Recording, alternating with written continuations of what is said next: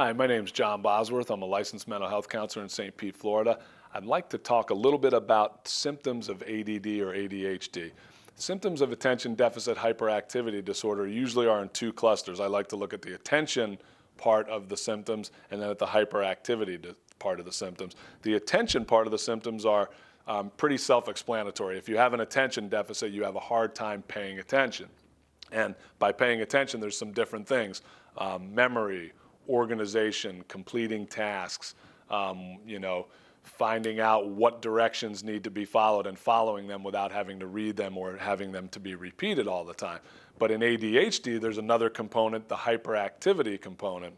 And most people think of hyperactivity as this kid bouncing off the walls or somebody that can't sit still. And although that's part of it, there's other integral parts of actually diagnosing ADHD.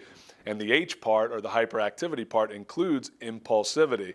And by that we mean some of the symptoms of ADHD. We want to look at if a person is impulsive.